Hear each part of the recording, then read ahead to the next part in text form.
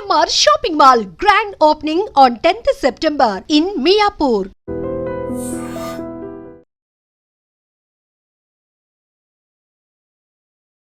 నా చెప్పుతో నేనే కొట్టుకో అసలు ఎందుకు కొట్టుకున్నావు సార్ చెప్పుతో?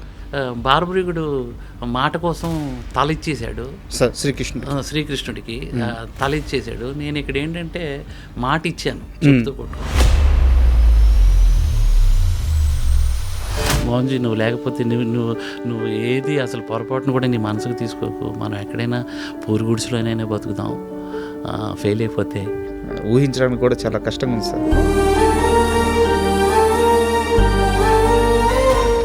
వీళ్ళు కొత్తోళ్ళు కదా, ఎవరైనా పక్కోళ్ళు చెప్తే చూద్దాం, బాగుందంటేనే వెళ్దాం, లేకుంటే ఓటీటీలో వస్తుంది కదా చూద్దాం అనుకున్నారేమో. ఇప్పటిదాకా 2025లో 160 నుంచి 170 సినిమాలు రిలీజ్ అయినాయి సార్. ఒక సినిమా లవర్గా ఈ సంవత్సరంలో మీరెన్ని సినిమాలు చూశారు? యాక్షన్ చూశాను, అంటే ఇక నాకు కనబడినవి చూడలేదు. మీ టీం ఎందుకు సార్ కెమెరా ముందుకు వచ్చి మా డైరెక్టర్ గారి బాధ అర్థం చేసుకు వాళ్ళెవరు ఎందుకు కెమెరా ముందుకు వచ్చి ఇలాంటి సమయంలో మీకు మీ సినిమాకి మద్దతుగా మాట్లాడట్లేదు? 100% మాట్లాడారు. నేను ఉదయభాన్ గారు మాట్లాడారు బిగ్ టీవీలో. అవును, ఒక్కరే ఉదయభాన్ గారు ఒక్కరే మాట్లాడారు, మిగతా టీం అంతా ఎందుకు కాదు? ఒక పబ్లిసిటీ స్టంట్ ప్లే చేసాడా అని ఒక క్వశ్చన్ రైజ్ అవుతుంది.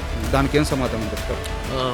సినిమా ఎన్ని రోజులు అంటే ఈ ఇంటర్వ్యూ ద్వారా మాకేదో లక్షల వ్యూస్ వచ్చేస్తాయి, మేము ఇదైపోవాలంటే దాన్ని నేను కూడా నమ్మను. ఎవరు వాళ్ళ కష్టాలు ఉన్నాయి, నా కష్టాల గురించి పట్టించుకోమని.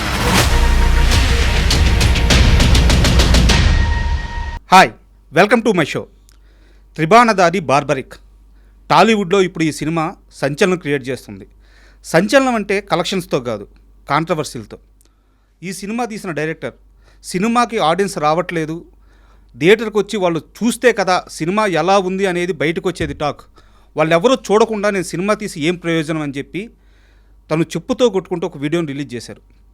ఇలాంటి సమయంలో ఇలాంటి విషయం మీద ఒక సినిమా డైరెక్టర్ని ఇంటర్వ్యూ చేయాల్సి రావడం చాలా బాధగా ఉంది. అయితే ఇండస్ట్రీలో ఉన్న పరిస్థితులు ఏంటి, కొత్త డైరెక్టర్లు ఎదుర్కొన్న సమస్యలు ఏంటి, ఇలాంటివన్నీ బయటికి రావాలంటే ఇదే సరైన సందర్భం. ఈ నేపథ్యంలోనే ఆ సినిమా డైరెక్టర్ మోహన్ శ్రీవాస్తవ్ గారు మనతో ఉన్నారు. ఆయన్ని అడిగి అసలు ఈ మొత్తం వ్యవహారం గురించి మరిన్ని విషయాలు తెలుసుకుందాం. Hi sir. అంటే ఇలాంటి ఓ సందర్భంలో ఒక సినిమా డైరెక్టర్ని ఇంటర్వ్యూ చేయడం అనేది నిజంగా చాలా ఇబ్బందిగా ఉంది. ఎందుకంటే ఒక డైరెక్టర్ అనిపించుకోవాలంటే ఎన్ని కష్టాలు దాటాలో, ఎన్ని బాధలు దాటాలో, ఎంతమందిని ఒప్పించాలో నాకు తెలుసు. నిజంగా రియల్లీ సారీ. అంటే నా సైడ్ నుంచి సారీ, ఎందుకంటే నేను ఒక సినిమా ఇమ్మని కాబట్టి సారీ చెప్తున్నాను. అండ్ ఇంకో వైపు ఏంటంటే మిమ్మల్ని ఇంత గర్వంగా మిమ్మల్ని నేను పిలవడానికి కారణం ఏంటంటే ఐ డ్రీమ్ అనేది ఎప్పుడూ కూడా ఇలాంటి కాంట్రవర్షియల్ మీద వ్యూస్ తెచ్చుకోవాలని చూడరు. ఆల్రెడీ మీ సినిమాకి రిలీజ్కి ముందే 2 సార్లు మనం ఇంటర్వ్యూ చేస్తున్నాం ఇదే ఐ డ్రీమ్ ప్లాట్ఫామ్ మీద. అంటే ఒక చిన్న సినిమాని బతికించాలని ఎప్పుడు కూడా ఐ డ్రీమ్ ముందు ఉంటుంది. అలాంటి ఓ చిన్న సినిమాకి కష్టం వచ్చింది కాబట్టే ఈరోజు మిమ్మల్ని పిలవడం కానీ అసలు ఏం జరిగింది కానీ తెలుసుకోవాలని ఒక ప్రయత్నం అనమాట. ఈ ప్రయత్నంలో మీరు మనస్ఫూర్తిగా అన్ని నిజాలు చెప్పాలని నేను కోరుకుంటున్నాను. చెప్తారా? 100% చెప్తాను. అసలు ఎందుకు కొట్టుకున్నావు సార్ చెప్తా?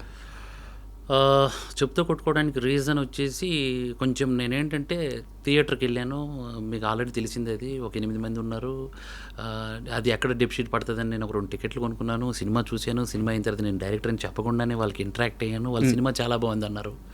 బాగుందన్న తర్వాత కూడా థియేటర్లో జనాలు లేరేంటి అంటే, జనాలు ఒక మినిమం 20% 30% వస్తే కదా టాక్ వెళ్తుంది అనేది క్వశ్చన్ ఉండిపోయింది. సరేలే అని చెప్పేసి అయిపోయింది. బాధగా కొంచెం బయటకు వెళ్తున్నా, పక్క స్క్రీన్లో సౌండ్స్ వస్తున్నాయి. ఇదేం సినిమా అని ఓపెన్ చేసి చూశాను. అందులో ఒక మలయాళం డబ్బింగ్ సినిమా అవుతుంది. దానికి ఆల్మోస్ట్ 80 to 90% ఆక్యుపెన్సీ ఉంది. సో నాకు చాలా బాధ అనిపించింది. నేను ఎక్కడ మేకింగ్లో తగ్గలేదు, క్యారెక్టరైజేషన్స్లో తగ్గలేదు, ఆర్టిస్టుల్లో తగ్గలేదు. ఇంత బాగా కథ తీసుకెళ్ళాను కదా, ఎందుకు నా సినిమాకి రాలేదు అనే క్వశ్చన్ నాలోనే వచ్చేసింది. అప్పుడే మా ఆవిడ కాల్ చేసింది, నేను సినిమా థియేటర్లో ఉన్నాను అని అంటే, నేను ఇంటికి వచ్చేస్తున్నాను అని అంటే ఆమె భయపడి వచ్చేసింది ఇంటికి. నేను ఇంటికి వెళ్ళేసరికి ఆమె ఉంది. అదేంటి నువ్వు సినిమా పూర్తిగా చూడలేదు ఏంటి అని అంటే గట్టిగా పట్టుకొని ఏడ్చింది. ఇచ్చేసరికి నేను చాలా అంటే నేనే బాధపడ్డం కాకుండా వీళ్ళని కూడా బాధ పెట్టేస్తున్నానా అని భయం పుట్టుకుంది. అంటే అనుకున్నాను అప్పుడు, అంటే నేను ఎక్కడ ఆత్మహత్య చేసుకుంటానేమో అన్న భయంతో ఆమె వచ్చేసింది. సో అది నేను ప్రేక్షకుడు కూడా నాకు ఫ్యామిలీ, వాళ్ళకి నచ్చేటట్టు ఉండాలి, నచ్చేటట్టు తీయాలి అనేది నా తాపత్రయము. నేను ఫ్యామిలీని వదిలేశానే, ఫ్యామిలీని పక్కన పడేసి సినిమా అనుకుని ఉండిపోయానే, వాళ్ళ ఎమోషన్స్ని నేను ఎప్పుడూ ఇచ్చేయలేదు, వాళ్ళని పట్టించుకోలేదు. వాళ్ళు ఇంతలా అయిపోయారా? నేను చాలా బలంగా ఉంటాను.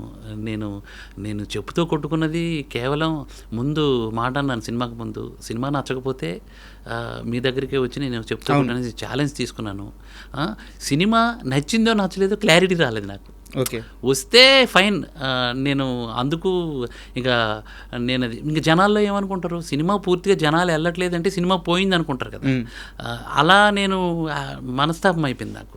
ఇది సినిమా బాగుంది అని అంటున్నారు, అక్కడ వచ్చిన 8 మంది బాగుంది అంటున్నారు, చూస్తే థియేటర్లో జనాలు లేరు, రాకపోతే టాక్ ఎలా వెళ్తుంది, ఇలాంటి సినిమాకి ఎందుకు ఎంకరేజ్మెంట్ దొరకట్లేదు అనే బాధతో నేను మా ఆవిడ అప్పుడే చేయటం ఇవన్నీ నాకు ఎమోషనల్ ఇచ్చేసి ఇదైపోయాను.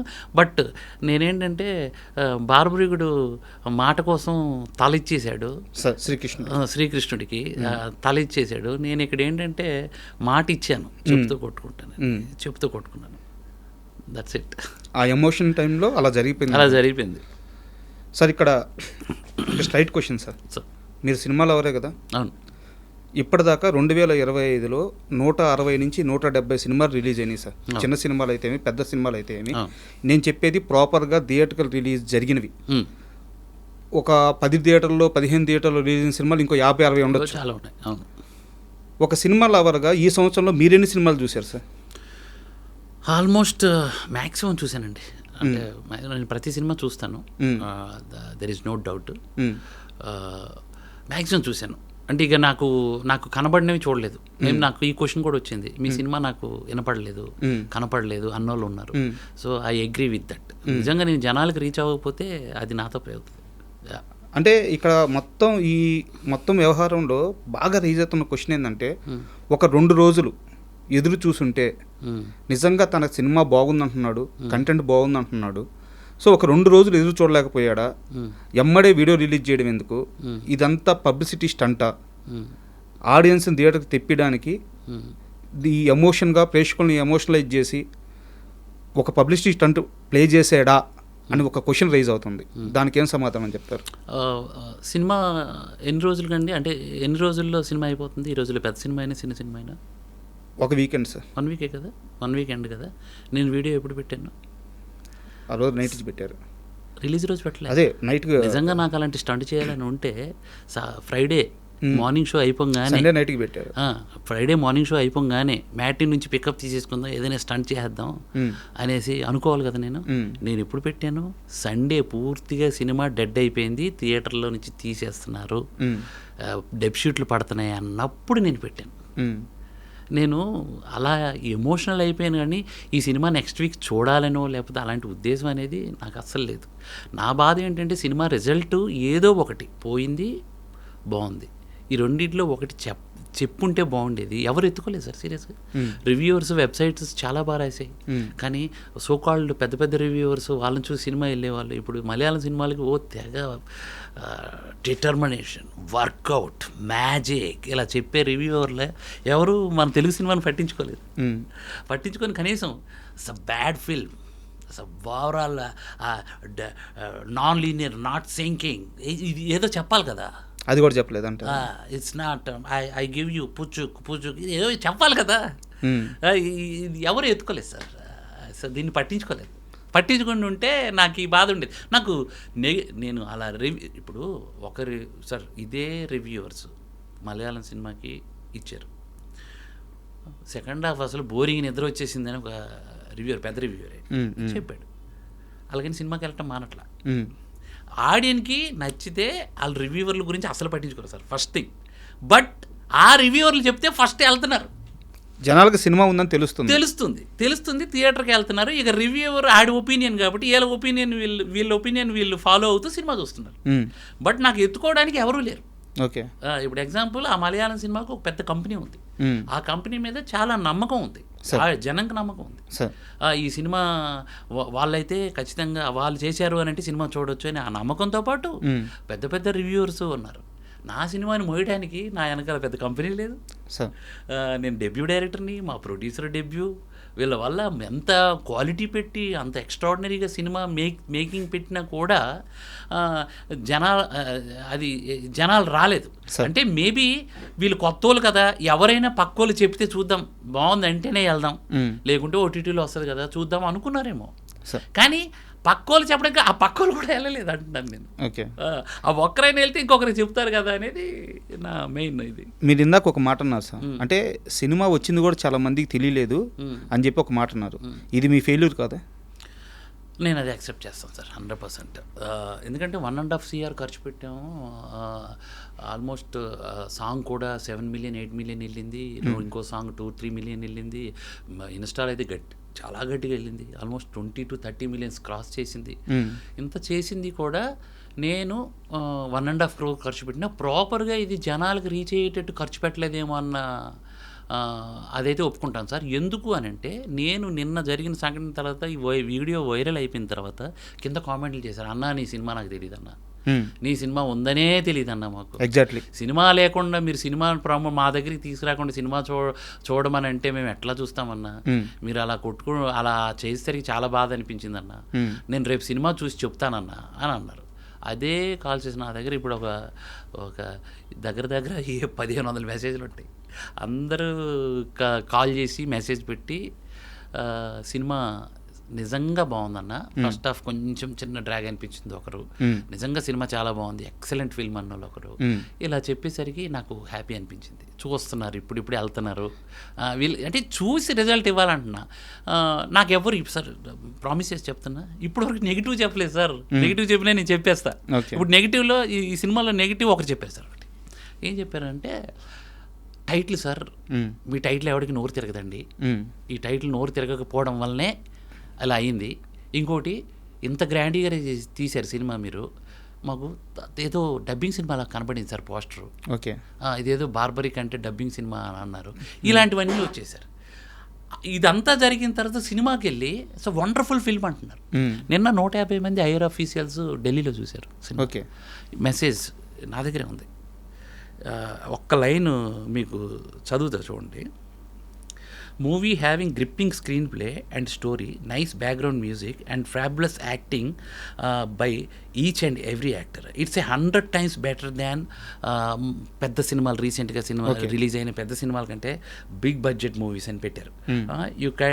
ఇక మిగతాదంతా వాళ్ళు ఎమోషన్ రాశారు. ఇట్స్ వండర్ఫుల్ ఫిల్మ్ అని 150 మంది చూసి మనకి ఢిల్లీ నుంచి మెసేజ్ పెట్టారు.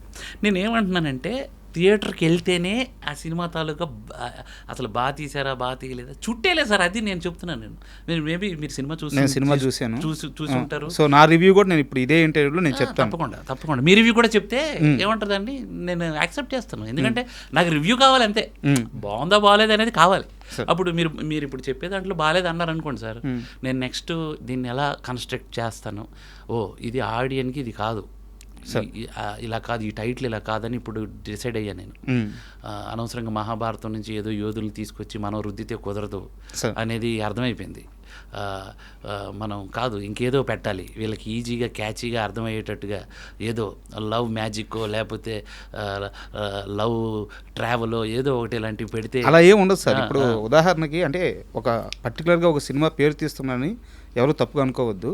ఇప్పుడు విశ్వక్సేన్ గారిది లైలా అని ఒక సినిమా వచ్చింది, ట్రెండీ నేమే కదా సార్, అందరికీ తెలిసిన పేరే కదా, బాగా చూడంగానే క్యాచీగా ఉంది కదా. నేనేమంటున్నాను అంటే, క్యాచీగా ఉంది, హిట్ అవ్వకపోవడం అది సెకండరీ, ప్రైమరీ థియేటర్కి జనాలు వెళ్ళారు అంటున్నా. అది హీరో స్టార్ పవర్ ఒకటి కారణం ఉండొచ్చు సార్. వాట్ ఎవర్, మనకి సత్యరాజ్ గారు ఇస్ బిగ్ స్టార్ అండి.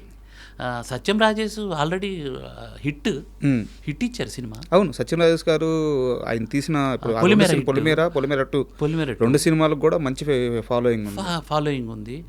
ఉదయ్ భాను గారికి ఎంత ఫాలోయింగ్ ఉంది అని నేను ఏమంటున్నా, అది జరగలేదు. నాకు doubt sir, sorry to interrupt you.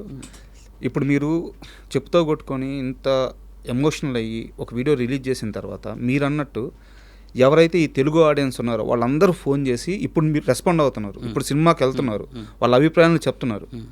Me team ఎందుకు సార్ కెమెరా ముందుకు వచ్చి మా డైరెక్టర్ గారి బాధ అర్థం చేసుకోండి. ఇప్పుడు మీరు అన్నట్టు సత్యరాజ్ గారు ఉన్నారు, ఉదయ్ భాను గారు ఉన్నారు, సత్యం రాజేష్ గారు ఉన్నారు, పెద్ద పెద్ద ఆర్టిస్టులు చాలామంది ఉన్నారు.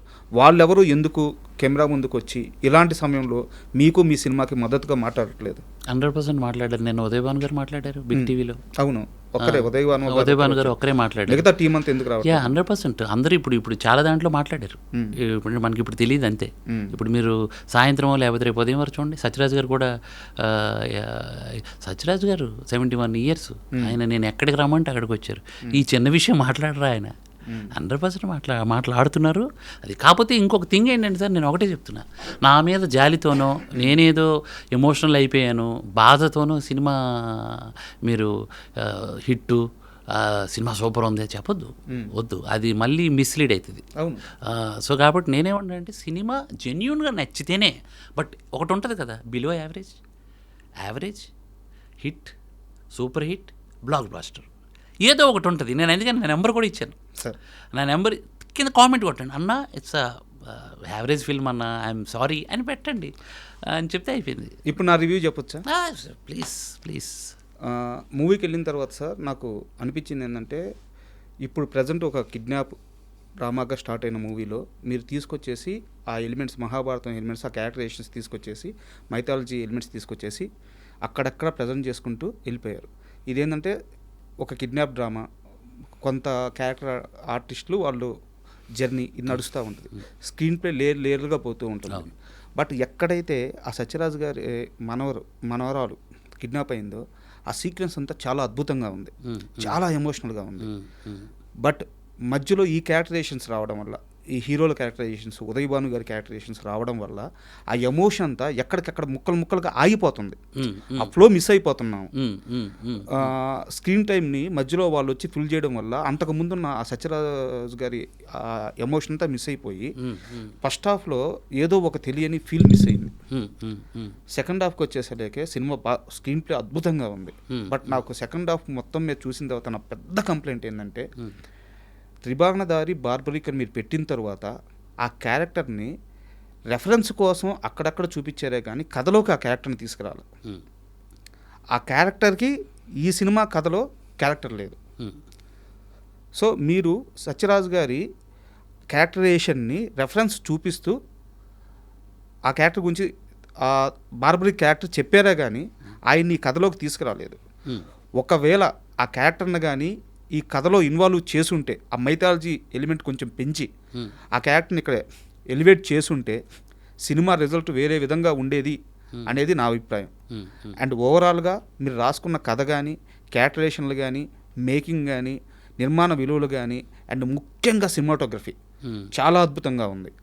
సో రిచ్నెస్ ఉంది సినిమాలో, మంచి రైటింగ్ ఉంది, మంచి డైరెక్షన్ ఉంది. బట్ మీరు ఏదైతే ప్రమోట్ చేశారో త్రిభావనధారి బార్బరిక్ అని మీరు ప్రమోట్ చేశారు, టైటిల్ పెట్టారు, ఆ డైలాగులు చెప్పారు, ఆ క్యారెక్టర్ గురించి శ్రీకృష్ణుడు అంతటి వారు వచ్చి ఆయన అడిగారు, ఆయన తలదీయించారని చెప్పేసి చాలా ఎక్కువ హైప్ ఇచ్చారు. సినిమా గురించి తెలుసుకున్న ఏ ఒక్కరికైనా మీరు చెప్పినట్టు ఆ 10 మందికైనా థియేటర్లోకి వెళ్ళి కూర్చున్న తర్వాత ఈయన ఏడి ఇంకా రాలేదు ఎప్పుడు చూపిస్తారు అనే ఒక ఆ ఎదురు చూపే అయిపోయింది. ఫుల్ఫిల్ కాలా అది. మిగతా సినిమా అంతా బాగుంది. సో ఇక్కడ ఆడియన్స్ డిస్కనెక్ట్ అయ్యాడు. బయటికి వెళ్ళి మీ సినిమా గురించి ఆ చూసిన 20 మంది కానీ 30 మంది కానీ, ఫస్ట్ రోజు చూసిన 2000 మంది కానీ గొప్పగా మీరు ఊహించినంత, అంటే సినిమాని ఇంకో రేంజ్కి తీసుకెళ్ళేంత ప్రమోషన్ జరగకపోవడానికి కారణం ఇదని నా అభిప్రాయం. మీరు అగ్రీ చేస్తారా? యాక్చువల్లీ నేనేమనుకుంటున్నానంటే, ఇప్పుడు ఎగ్జాంపుల్ గాంధీవధారి అర్జున అని ఉంది. అర్జునుడు రాలేదు అక్కడికి, అతని ఎమోషన్, హీరో తాలూకా ఎమోషన్. అవును, ఇక్కడ క్యారెక్టర్ ఇది కూడా నేను ఓపెనింగ్ ఒక మంచి శ్రీకృష్ణుడికును బార్బరికుడికి మధ్య సంభాషణ, కౌరవులు పాండవుల మధ్య ఒక నాటకం లాగా చూపించాను. అతని ఎమోషన్ ఏంటి అనేది, ఆ యుద్ధం, సెకండ్ హాఫ్ యుద్ధం చేయాల్సి వస్తుంది. సో ఏ కారణంతో పాప బయటికి వెళ్ళింది, ఏ కారణం వల్ల ఇదైంది, అదంతా బార్బరిక్ ఒక బుక్ చుట్టూ తిరిగే కదా. సో అలాంటిది నా కోసం, అంటే నాకు ఇష్టమైన బుక్ నేను అడిగినప్పుడు తను నా కోసం అది చేసిందని, ఇతను ఏముంటుందని ఆ ఏదైతే ఆ బుక్లో ఉన్న ఎమోషన్, ఆ త్రిభానాన్ని తీసుకొని ఒక సైకియాట్రిస్టు, ఒక 70 ఏళ్ళ ముసలోడు, ఒక తాత చేతికి మట్టి అంటకుండా, ఒక గన్ను పట్టుకోకుండా, ఒక కత్తి పట్టుకోకుండా చాలా తెలివిగా తన సెకండ్ హాఫ్ని రన్ చేసి ఒక మెసేజ్ ఇస్తాడు. అవును. అందులో అతని చేసిన సైకియాట్రిస్ట్ డాక్టర్కి పేషెంట్లను కూడా తన చుట్టూ పెట్టుకొని అది అలా మేము ఏముంటుందని ఆ రిఫరెన్స్ని చెప్పాను. ఏంటంటే ఆ త్రిబాణం తాలూకు ఎమోషన్ని చెప్పాను. మొదటి బాణం దిశని నిర్దేశిస్తుంది, రెండవ బాణం శత్రువుని, అదే అంటే ఈ సింపుల్ చెప్పాలంటే శత్రువుని గుర్తిస్తుంది, మూడవ బాణం నాశనం చేస్తుంది. సో ఈ ఎమోషన్ని నేను చెప్పడానికే ప్రయత్నం చేశాను తప్ప ఈ బార్బరికుడి గురించి మనం పెద్ద కథలుగా చేసుకోవడానికి లేదు. ఒకే ఒక కథ, చాలా సింపుల్ కథ. తను ఈ కురుక్షేత్ర యుద్ధం 1 minute కానీ అంతమైపోతే కలియుగానికి చెప్పడానికి ఏమి ఉండదు కాబట్టి శ్రీకృష్ణుడు చాలా తెలివిగా తలని అర్థం చూపించి నాకు ఈ యోధుడి తాత కావాలంటే శ్రీకృష్ణుడి మీద ఉన్నటువంటి భక్తితో ఇచ్చేసాడు. చాలా సింపుల్ స్టోరీ, బట్ గొప్ప త్యాగం. అతని గురించి ఇంకేదో చెప్పడానికి అక్కడ లేదు. బట్ అతని చావుకు కారణం ఆ త్రిబాణ అస్త్రమే. ఆ అస్త్రమే లేకపోయి ఉంటే ఈ శ్రీకృష్ణుడు అడిగేవాడే కదా ఆ నిర్ణయం. అందుకే ఆ త్రిబాణ అస్త్రాన్ని ఇప్పుడున్న స్టైల్ ఆఫ్ దీనికి మోడర్న్ వరల్డ్కి ఇలా ఇప్పుడు సైకియాట్రిస్ట్ కాబట్టి అతని అస్త్రం సైకాలజీ. ఇప్పుడు నేను డైరెక్టర్ కాబట్టి నా రైటింగ్ అంటే నా అస్త్రం, నా స్కిల్లే ఒక అస్త్రం అని నేను చెప్పే ప్రయత్నం చేశాను. అది మేబీ అది ఇంకొకలాగా ప్రొజెక్ట్ అయ్యిందేమో మరి. అండ్ ఇక్కడ ఇంకో బ్యాడ్ లక్ ఏంటంటే మీరు అన్నట్టు టైటిల్ చాలామందికి రిజిస్టర్ అవ్వలేదు. ఎందుకంటే ఇప్పుడు బార్బరికుడిని ముఖ్యంగా మన ఇండియాలో ఈవెన్ సౌత్లో కూడా చాలామంది పూజించరు, చాలామందికి తెలియదు. బట్ మనం నేపాల్ అటుగాని వెళ్తే, రాజస్థాన్ అటుగాని వెళ్తే కొన్ని వందల గుళ్ళు ఉంటాయి. తిరుపతి అక్కడ రాజస్థాన్లో కాటు శ్యామ్ అంటే, అందుకే మన సినిమాలో సైకియాట్రిస్ట్ పేరు మన సత్యరాజ్ గారి పేరు శ్యామ్ కాటు అని ఉంటుంది. అంటే ఏది కూడా నేను వదలలే దేన్ని. సార్ లేదు సార్, నాకు అర్థమవుతుంది. మీరు ఎక్కడా కూడా రైటింగ్లో కానీ మేకింగ్లో కానీ ఈ సినిమాని చుట్టేయాలన్న ప్రయత్నం ఎక్కడా జరగలేదు. చాలా సిన్సియర్ ఎఫర్ట్స్ పెట్టారు. మీ టీం కూడా మొత్తం టీం వర్క్ చాలా అద్భుతంగా ఉంది, అది మొత్తం అర్థమవుతుంది. బట్ ఎక్కడో లోతుగా వెళ్ళాల్సిన ఎమోషన్ని, హ్యూమన్ ఎమోషన్ కాదు నేను చెప్పేది, ఈ మైథాలజీ ఎమోషను, లోతుగా వెళ్ళాల్సిన ఎమోషన్ని మీరు దీన్ని బలంగా నమ్మి, హ్యూమన్ ఎమోషన్ని బలంగా నమ్మి దాన్ని జస్ట్ రెఫరెన్స్ మార్గంలో చూపించేసి వదిలేశారు అని చెప్పేసి. 100% రిఫరెన్స్ మార్గమే. బట్ అది ఆడియన్ పాపం టైటిల్ అలా పెట్టేసరికి అలా అర్థమైపోయింది. అది అయి ఉండదు సార్ మీరు అన్నది. నేను అంటే ఇక్కడ నాకు కావాల్సిందంటే ఏం సార్, ఈ ఇంటర్వ్యూలో నాకు కావాల్సింది మీరు నాకు ఒక సమాధానం దొరకట్లేదు అని చెప్పి బాధపడ్డారు కదా సార్, నాకు ఆ డిస్కషన్ కావాలా. కరెక్ట్. ఇక్కడ నాకు ఏదో ఇప్పుడు ఈ ఇంటర్వ్యూ ద్వారా మీకు టికెట్స్ వస్తాయంటే నేను నమ్మను. ఈ ఇంటర్వ్యూ ద్వారా మాకు ఏదో లక్షల వ్యూస్ వచ్చేస్తాయి, మేము ఇదైపోవాలంటే దాన్ని నేను కూడా నమ్మను. యాక్చువల్లీ నేను ఇప్పుడు ఏదో కన్నీళ్ళు పెట్టుకున్నాను, ఏదో చేసుకున్నానని చెప్పేసి జాలితో సినిమా వచ్చి చూడొద్దు అసలు. అది వెరీ ఇంపార్టెంట్. అవును. ఎందుకంటే ఏంటిది మీ కష్టాలు మీకున్నాయి. అవును, చాలా ఉంటాయి. వాళ్ళ కష్టాలు ఉన్నాయి. నా కష్టాల గురించి పట్టించుకోమని నేను అనట్లా. నేనేదో ఎమోషనల్ అయిపోయాను. ఏంటిది అది నేను ఇచ్చిన మాట ప్రకారం నేను చెప్తూ కొట్టుకున్నాను. కానీ మీరు నేనేమన్నా ఇప్పటికీ చెప్తున్నా, థియేటర్కి వచ్చి ఒకసారి చూడండి అంటున్నాను. ఒకసారి ఫ్యామిలీతో వస్తారు చూడండి, సినిమా బాగుంది ఫ్యామిలీతో వెళ్ళాలి, అది కూడా వద్దు. ఫ్యామిలీలో ఒక్కరు రండి, చూశాక దాన్ని మీ జడ్జిమెంట్ మీరు ఇవ్వండి అనేదే నా మెయిన్ ఇది. అందుకే నేను ఎమోషనల్ అయ్యాను. ఆ మొత్తం వీడియోలో నాకు ఇంకొక చిన్న కంప్లైంట్ ఉంది సార్. అంటే మీరు ఆ బాధలో మేబీ అక్కడ ఆల్రెడీ మలయాళ సినిమా ఉండబట్టి మీరు మలయాళ సినిమాలు చూస్తారు, తెలుగులో ఇంత మంచి సినిమా తీస్తే తెలుగు సినిమాలు చూడరు అని చెప్పేసి ఆడియన్స్ మీద మీరు ఒక బాణం వేశారు. ఒక విమర్శ అనుకోవచ్చు. అది విమర్శ అయితే కాదు. సరే, మీ బాధ అది, ఆ ఎమోషన్లో మాట్లాడారు. నేను విమర్శ కాదు, ఆడియన్ గొప్ప హృదయానికి నేను మీ మార్గంలోనే వస్తానని చెప్పడం, అది నాట్ విమర్శ. అది కరెక్ట్ కాదు కదా.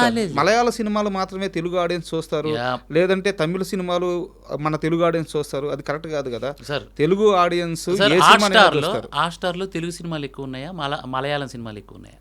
తెలుగు సినిమాలు కూడా ఉన్నాయి సార్. అంటే సార్ నేను కౌంట్ అడిగాను, ఎక్కువ ఉన్నాయా తక్కువ ఉన్నాయా అని అడుగుతాను. అన్ని సినిమాలు ఈక్వల్, ఏ సినిమాలు వస్తే ఆ సినిమాలు తీసుకుంటే. హాట్‌స్టార్ ఒకటే ప్రామాణికం కాదు కదా సార్. లేదు, హాట్‌స్టార్ కానీ వాట్ ఎవర్ ఓటీటీ నేను ఎంత పర్సంటేజ్ ఎంత ఎక్కువ ఉంది అనేది నేను అడుగుతున్నాను. Percentage very important.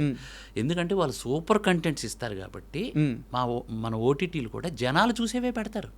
ఏదో ఒకటి తీసేస్తే పెట్టేయడానికి తెలుగు అయినా వాట్ ఎవర్ అయినా అది జరగదు. అది బిజినెస్. అది ఏంటంటే మంచి సినిమాలు తీస్తారని. మలయాళం సినిమాలకు నేను వెళ్ళిపోతాననేది తెలుగు ప్రేక్షకుల్ని నేను తక్కువ చేసి కాదు. వాళ్ళది గొప్ప హృదయము. వాళ్ళు ఏంటంటే కంటెంట్ బాగుంటే ఏ భాషా చిత్రాన్నైనా ఆదరిస్తారు. అది దాంట్లో డౌటే లేదు. కానీ ఎక్కువ మలయాళం ఫీచర్స్ ఎగ్జాంపుల్ తుడరం ఉంది. తుడరం సినిమా ఆల్రెడీ 1 crore ఎంతో చేంజ్ పెట్టి కొన్నారు ఇక్కడ సినిమా. అదే మన సినిమా ఏదైనా మలయాళంలో కొన్నారా? చెప్తున్నాను నేను. అంటే అంత డబ్బులు పెట్టి నేనేమంటాను, మన సినిమాలు మలయాళంలో చూడరు సార్. ఫస్ట్ తమిళ్లో కూడా చూడరు సార్. పెద్ద పెద్ద స్టార్ సినిమాలు మన తెలుగుకి ఊరికి పాన్ ఇండియా వరకే సార్. పాన్ ఇండియా వరకు అంటే బిగ్ స్టార్స్ మాత్రమే చూస్తారు సార్. అదే మలయాళంలో చిన్న సినిమాలన్నీ ప్రపంచం అంతా చూస్తారు సార్. ముంబైలో కూడా మలయాళం సినిమాలే చూస్తారు సార్. సో నేను అది బాగా దాన్ని ఇలాంటి కంటెంట్స్ ఇస్తే తీస్తారని ఇలాంటి నేను కొత్తగా ప్రయోగం చేశాను. అంటే ఇలా తీయాలి సినిమా అనేది నేను తీసుకున్నాను. ఇప్పుడు హాట్స్టార్లో ఉన్న సినిమాలు వాళ్ళు బిజినెస్ సార్. మంచి సినిమాలు మలయాళం చూస్తారు కాబట్టి వాళ్ళు పెట్టుకుంటారు. నా సినిమా నేను ఫోర్స్ఫుల్గా పెట్టమంటే పెట్టరు. అలా జరగదు అది. సో నేను ఆ నమ్మకం నాకు ఉండింది. అందుకే నేనేమన్నానంటే ఓహో అంటే వీళ్ళకి అంటే ఆడియన్కి ఈ తెలుగు సినిమా 3 రకాలు అయిపోయింది. ఒకటి స్టార్స్ తెలుగు సినిమా, ఇంకొకటి dubbing Telugu cinema, Malayalam what ever dubbing Telugu cinema, and Telugu cinema అనే దాంట్లో నేను ఉండిపోయాను. మేబీ దానికి కనెక్ట్ అవ్వలేదేమో రాలేదేమో అన్న చిన్న భయం. అందుకే నేను థియేటర్కి వచ్చి బాగలేకపోతే తెలుగు సినిమా రా ఇది అని వ్యంగ్యంగా నవ్వి వదిలేయండి, మీరు తీయలేర్రా అనేది నవ్వు వదిలేయండి అనేదే నా ఇంటెన్షన్ సార్.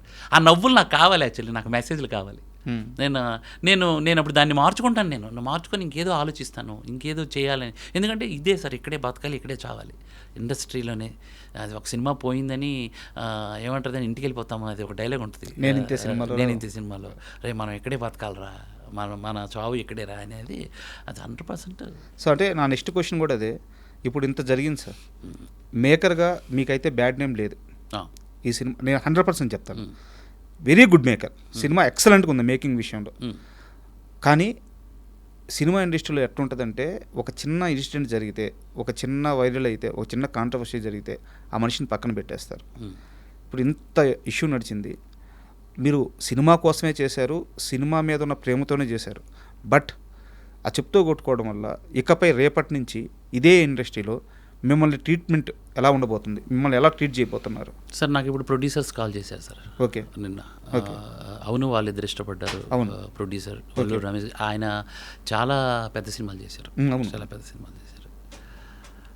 నువ్వు 100% వాస్తవం మోహన్. అందరూ పెయిన్ అలాగే ఫీల్ అవుతున్నారు. సో నీకు మంచి భవిష్యత్తు ఉంటుంది, దెర్ ఈజ్ నో డౌట్. నువ్వు బాగా సినిమా తీసావని మా అబ్బాయి చెప్పాడు అని చెప్పుకొచ్చారు సార్. ఇప్పుడు అలాంటి ఇదే రాకపోతే ఆయనే ఫోన్ చేసి ఎందుకు చెప్తారు? అలాగే ఇంకొక 4-5 ప్రొడ్యూసర్లు కాల్ చేశారు సార్, పేర్లు చెప్పకూడదు, పెద్ద వండర్ఫుల్. అదే తెలుగు సినిమాకి థియేటర్కి జనాలు రావాలి. ఇలాంటి వాళ్ళు ఎవరైనా కంటెంట్ చేసి పిలిస్తే రాకపోతే 100% బాధపడాలి. మీది 100% అది వాస్తవం అనేది ఉంది సార్. అవకాశాలు రావా అనేది ఏంటంటే సార్, ప్రొడ్యూసర్లు టాలెంట్ ఉంటే ఖచ్చితంగా అవకాశం ఇస్తారు, దాంట్లో డౌట్ లేదు. నేను ఇప్పుడు తప్పు చేయలేదు. నేనేంటి నా పర్సనల్ నా ఎమోషన్ నేను ఎక్స్ప్రెస్ చేశాను, కానీ తప్పేం లేదు, దాంట్లో తప్పేం లేదు. కానీ ఇది రకంగా నేను చెప్పాలంటే ప్రొడ్యూసర్ కోణంలో ఆలోచించాను సార్. నా ప్రొడ్యూసరు సాయంత్రం, ఇదే ఆదివారం సాయంత్రం కళ్ళలో నీళ్ళు తిప్పుకొని ఇంటికి వెళ్ళిపోయాడు సార్. అతను ఏమైపోతాడని నేను అనుకోవాలి. యాక్చువల్గా మీ వీడియో రిలీజ్ అయిన తర్వాత చాలామంది మొదటగా అనుకుంది ఏంటంటే, అంటే కంటెంట్ పూర్తిగా చూడకముందు మీరు అలా బాధపడుతూ అలా మీ కళ్ళలో నీళ్ళుంటే అనుకుంది ఏంటంటే మీరు నిర్మాత అనుకున్నారు ఫస్ట్. అవును, చాలామంది అనుకున్నారు సార్. నేను చాలా ఎమోషనల్. నేను ఒక నిర్మాత కూడా డబ్బులు లాస్ అవుతున్నాడంటే నేనే తీసుకుంటాను, నేను వదిలి వెళ్ళిపోను. అయ్యో అని నేను అది ఇచ్చేసుకుంటాను. నాకు అంత బాధ. నేనేంటంటే సార్ నాతో ఏం మాట్లాడలే, విజయ్ గారు కాము ఉన్నారు, ఒక మాట అనలేదు. కళ్ళల్లో కొంచెం నీళ్ళు తిప్పుకొని ఇంటికి వెళ్ళిపోయాడు ఆయన. సో నేనేమంటున్నానంటే సార్ ఇది నేను ప్రొడ్యూసర్ గురించి ఆలోచిస్తున్నాను సార్. ఈరోజు సినిమా బతికితే ప్రొడ్యూసర్ ఇంకో 4 సినిమాలు తీస్తాడు కదా సార్. ఆయన 10 సినిమాలు తీస్తానన్నాడు, ఇంకో 10 మంది డైరెక్టర్లు వస్తారు కదా. ఇప్పుడు నాకు తర్వాత అవకాశం ఇవ్వకుండా చంపేస్తే, ఒకవేళ అలాంటి ఆలోచనే ఉంటే, అలాంటి ఆలోచన 100% ఉండదు sir. There is no doubt. ఎంత అయింది సార్ సినిమాకి ఖర్చు? సినిమాకి 9.5 నుంచి 10 అయింది సార్. ఎంత కలెక్ట్ చేసింది ఇప్పుడు వరకు? అది కలెక్ట్ చేస్తే సినిమా చూశారనే అనుకుని ఆ రిజల్ట్ని నేను తీసుకునేవాడిని కదా. అది జనాలు ఉంటే ఆ రిజల్ట్ని తీసుకునేవాడిని కదా. జనాలే లేరు కాబట్టే నేను ఎమోషనల్ అయిపోయాను. సో ఇప్పుడు మీరు పెట్టిన దాంట్లో కొంత పర్సంటేజ్ కూడా రాలేదు. అంతే కదా సార్. ఇప్పుడు ఏంటంటే థియేటర్కి పూర్తి వెళ్ళలేదనే బాధ. ఆ బాధకే నేను అంటే ఇప్పుడు మినిమం ఉంటుంది సార్ ఒకటి, అది ఆ నెంబర్ నాకు అంటే టాక్కి నా అనాలిసిస్ నాకు ఉంటుంది. ఒక టాక్కి మినిమం నెంబర్ అనేది ఉంటుంది. ఆ నెంబర్ నాకు కనపడేసరికి సినిమానే సినిమాని చూడకుండా ఫ్లాప్ కేటగిరీలోకి వెళ్ళిపోతుంది. డెడ్ అయిపోయిన సినిమా అన్న భయము, డెడ్ అయిపోయిన సినిమా అసలు నేను ఎంత ఎఫర్ట్స్ పెట్టి మంచి సినిమా తీసి కూడా నేను డెడ్ అయిపోతున్నానన్న ఆవేదన తప్ప నేను ఎవరినైనా ఏమన్నా అన్నానా? నేను ఎవరిని లేదు, ఏ ప్రొడ్యూసర్ని చేయలేదు సార్. ఇక్కడ ఇంకోటి అంటారు, నాకు మంచి థియేటర్లు ఇచ్చారు సార్, చాలా మంచి థియేటర్లు. మైత్రి మూవీస్, అవును, వాళ్ళు డిస్ట్రిబ్యూషన్. అలాగే ఆంధ్ర సీడెడ్ మొత్తం, Geetha arts Krishna district, Purvi pictures sir, చాలా పెద్ద వాళ్ళ పేర్లు చెప్తేనే అమ్మో వాళ్ళు చాలా పెద్ద డిస్ట్రిబ్యూటర్లు సార్ అన్నవాళ్ళు ఈ సినిమా తీసుకున్నారు. ఎందుకు అని అంటే ట్రైలర్ చూశారు, ఈ కనెక్ట్ అయితే జనాలు కానీ వస్తే సినిమా కొడతది అని నమ్మకంతో ఇచ్చారు థియేటర్లు. ఈ రోజు కూడా చూడండి సార్ థియేటర్లు ఎంత మంచి థియేటర్లు ఉన్నాయో ఆంధ్ర తెలంగాణలో. కాకపోతే సార్ అది నా బాధ ఏంటంటే దీన్ని ఇంకొకటి కూడా సార్, ఇది అంటే ప్రతిసారి నా వైపే నేను మాట్లాడకూడదు. టైటిల్ ఇచ్చేసిందా, డైవర్ట్ చేసేసిందా జనాల్ని, లేదు ఇదేదో అనుకున్నారా, లేకపోతే ప్రమోషనల్ వైజ్ వాళ్ళకి నేను రీచ్ అవ్వలేదా, అంటే మా ప్రొడక్షన్ హౌస్ పెట్టిన డబ్బులు ఇదంతా ఎక్కడో ఎవరో అన్నారు సార్, మీరు మీ ఇంటి ముందు పోస్టర్ అంటించేస్తే పబ్లిసిటీ అయిపోయిందని అనుకున్నారేమో సార్ అని అన్నారు. ఏమో సార్, పబ్లిసిటీ చేసేటప్పుడు ఏంటిది, ప్రొడ్యూసర్ ఇంటి ముందు ఒక పోస్టరు, ప్రొడ్యూసర్ వెళ్తున్నప్పుడు దారిలో ఒక టీ కొట్టు దగ్గర అయితే ఒక పోస్టరు, లేకపోతే అక్కడ ఒక క్యారెక్టర్ని పెట్టి మాట్లాడించేస్తే అక్కడ ఏదో ఒకటి మాట్లాడితే పబ్లిసిటీ అయిపోయింది అనుకోవడం తప్పేమో సార్. నా దృష్టిలో అయితే నా వరకు అయితే రాలేదు అన్నోళ్ళు కూడా ఉన్నారు. మీరు నమ్ముతున్నారా మీ ప్రమోషన్ మిస్యూజ్ అని? అంటే ఇంతమంది చెప్పాక నమ్మాలి కదా సార్. ఇంతమంది చెప్పిన తర్వాత నేను నమ్మకపోతే అదే మూర్ఖత్వం. ఇది ఎవరు తప్పు అంటారు? ఇది అంటే మేము మా ఎడ్యుకేషన్నే తప్పు. అంటే మేము ఎలా అంటే పబ్లిసిటీ పరంగా మేము ఏదైతే డబ్బులు పెట్టామో ప్రాపర్గా ఆడియన్కి తీసుకెళ్లే ప్రయత్నం చేయలేకపోయాము అనేది ఆ విఫలాన్ని నేను ఒప్పుకుంటాను సార్. ఎందుకంటే ఇంతమంది చెప్పాక చాలామంది తెలియదు అన్నారు. ఆల్మోస్ట్ 80% సినిమా మాకు తెలియదు అన్నారు. తెలియదు అన్నాక నేను వాదించి అలాంటి తప్పు. నేను అందుకే ఇప్పుడు నేను నేనేంటంటే ఐఎమ్ రియలీ సారీ, ప్రేక్షకుడికి చాలా సారీ చెప్తున్నాను. మీకు నేను రీచ్ అవ్వకుండా నేనేదో ఎమోషనల్ అయిపోయి మిమ్మల్ని బాధ పెట్టేసి నేను ఇచ్చేసాను. I'm really sorry. కానీ ఇప్పుడు ఈ ఇన్సిడెంట్ తర్వాత చూసి సినిమాకి వెళ్ళి చాలా బాగుంది అంటున్నారు. I'm so happy sir. కాసేపు ఈ సినిమా, ఈ కాంట్రవర్సీ కూడా అనకూడదు, రియల్లీ సారీ, ఈ ఇష్యూ ఇవన్నీ పక్కన పెట్టేద్దాం. మీరు అదే వీడియోలో ఒక మాట అన్నారు, నా వైఫ్ సినిమాకి వెళ్ళి నేనేమైపోతాననే భయంతో మధ్యలోనే వచ్చేసారు అని చెప్పేసి. ఆ క్షణంలో మీ దగ్గరికి వచ్చిన తర్వాత మీ వైఫ్ పడ్డ ఆ టెన్షన్ కానీ దాని గురించి కాస్త డీటెయిల్గా చెప్పండి సార్. ఎందుకు అడుగుతున్నానంటే, ఒక ఫిల్మ్ మేకర్ అంటే అతని కుటుంబంలో, అతనితో పాటు అతని కుటుంబంలో ఉన్న మనిషి కూడా ఎన్నో ఇబ్బందులు పడాల్సి వస్తుంది. ఆ పర్టికులర్ టైంలో మీ వైఫ్ ఎలా ఫీల్ అయ్యారు, ఎలా ఆలోచించారు, ఎందుకు మీ దగ్గరికి వచ్చారు, అది కాస్త క్లియర్గా చెప్తారు. సార్, నేను ఇప్పుడు 2.5 సంవత్సరాల నుంచి ఇంటి పట్టం లేకుండా సేపు స్క్రీన్ ప్లే, కథ, దీన్ని ఇలా తీసుకెళ్ళాలి అలా తీసుకెళ్ళాలి అని ఇంటికి 12కో 1 గంటకో వస్తే పిల్లలు లేచే టైంకి, పిల్లలు లేచి స్కూల్కి వెళ్ళే టైంకి ఇంక నేను లేవను. 9:30 అవుతుంది. వాళ్ళైతే ఒక వారం నన్ను మిస్ అయ్యేవాళ్ళు. నైట్ నేను 1 గంటకు వచ్చి పడుకునేవాడిని, తెల్లవారితే పిల్లలు వెళ్ళిపోయేవాళ్ళు.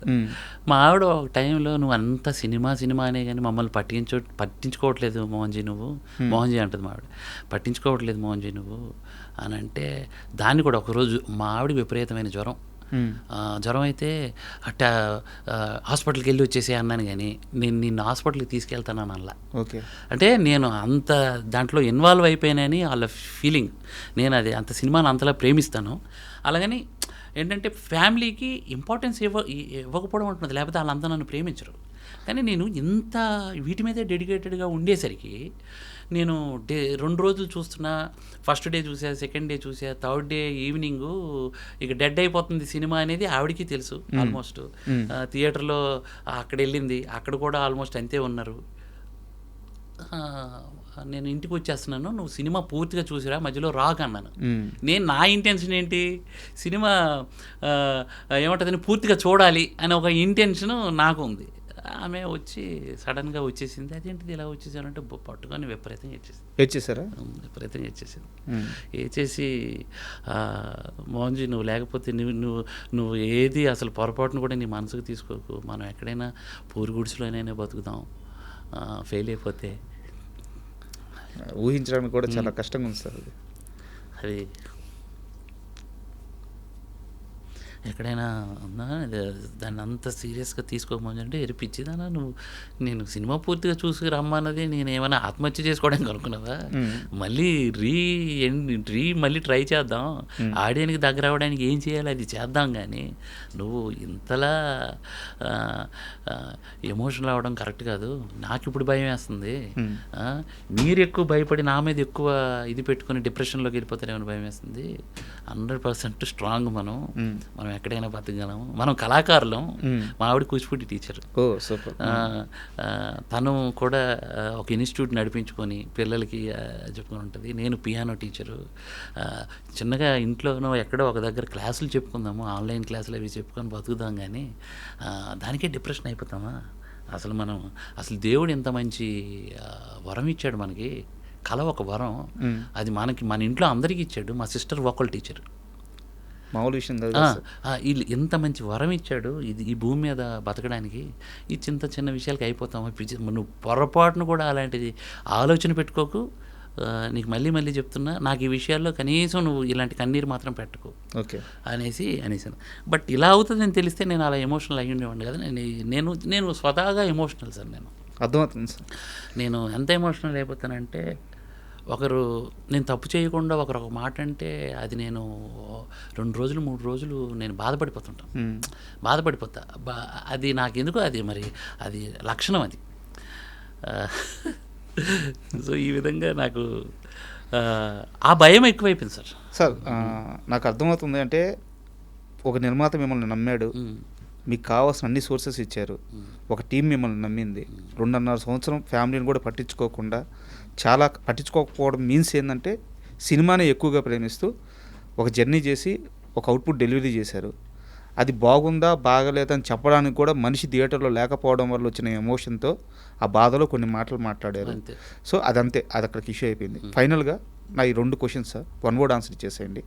ఈ సినిమాకి ఎంత రెమ్యునరేషన్ తీసుకున్నారు? నేను శాలరీ తీసుకున్నాను సార్. నేను రెమ్యునరేషన్ ఏం తీసుకోలేదు. ఎందుకంటే యాజ్ ఎ డెబ్యూ డైరెక్టర్గా నేను రెమ్యునరేషన్ డిమాండ్ చేసి ప్రొడ్యూసర్ని బాధ పెట్టలేను. ఇంత ఇచ్చేసేయండి నాకని, లేకపోతే ఇంకేదో చేయలేను. జెన్యున్గా నేను 80,000 రూపాయలు పర్ మంత్ అలా తీసుకున్నాను. ఓకే. అండ్ ఫైనల్ క్వశ్చన్ ఏంటంటే, ఈ మొత్తం వ్యవహారం అయిపోయిన తర్వాత ఇప్పుడు ఇకపై మీరు డైరెక్టర్గా జర్నీ చేయబోతుంటే ఎలాంటి జాగ్రత్తలు తీసుకోవాలని ఒక పాఠం మీకు తెలిసి వచ్చింది? జాగ్రత్తలు అంటే, ఒకటి స్టార్తో సినిమా చేయాలి. ఓకే.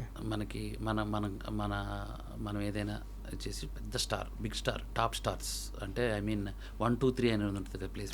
ఈ 3 కేటగిరీస్లోకి వెళ్ళాలి. వెళ్తే లేదా సినిమా కానీ ఇప్పుడు కొత్తోళ్ళతో తీసిన ఆడియన్స్ పల్స్ అర్థం చేసుకొని ఏం చేయాలంటే ఎక్కువ ప్రమోషన్స్ మీదే కాన్సన్ట్రేట్ చేయాలి.